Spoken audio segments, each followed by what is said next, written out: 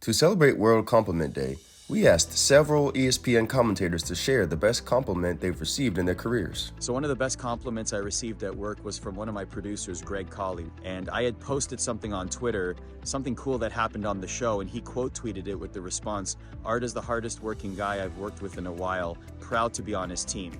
That was very validating for me. He's been around at ESPN for a very long time. He's seen a lot of people come and go. So for him to give me that sort of stamp of approval felt very good. It was actually from a former high school classmate of mine.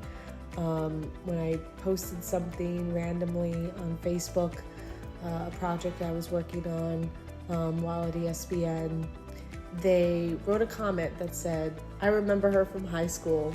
She's exactly the same girl I remember from the hallways of ETHS," which is my high school, Evanston Township High School. And I think really that is ultimately my goal, is to be as authentic and true to myself. One of the compliments that I've received in my career that I cherish the most was when the great Hall of Famer Michael Wilbon, it was after an interview I did maybe 2 years ago with Memphis star John Morant. He said he watched the interview and there was a question that I asked, and he said, "That was the perfect follow-up question." And to me, because I watch Wilbon's interviews to get ready for my own, to hear him say that what I asked in that moment was the exact thing that needed to be asked, that just felt like so validating to me, and that's something that I hold very, very close. The greatest compliment I ever received actually happened here at ESPN. Boomer, Chris Berman, we're talking, and obviously I look up to Boomer. Growing up as a kid who watched him in the 80s, back, and all the nicknames and stuff, we wanted to be Chris Berman.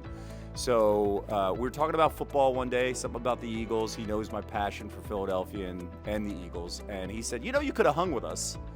And I said, "What do you mean I could have hung with you?" He goes, "All those guys in the 80s, all of us, you would have fit right in. You would have been an anchor with us." I don't know if this was an official compliment, but it happened years ago prior to being a full-time analyst on the NBA. I was doing some analyst work, and I was sitting in a coaches meeting with Coach Pop.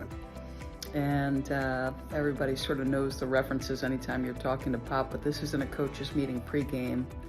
And he was explaining some point about basketball. I don't remember exactly what it was, but he said, "Darce, you're a basketball person, you get this." And I thought, oh my God, I'm trying to stay cool, like Coach Pop just called me a basketball person.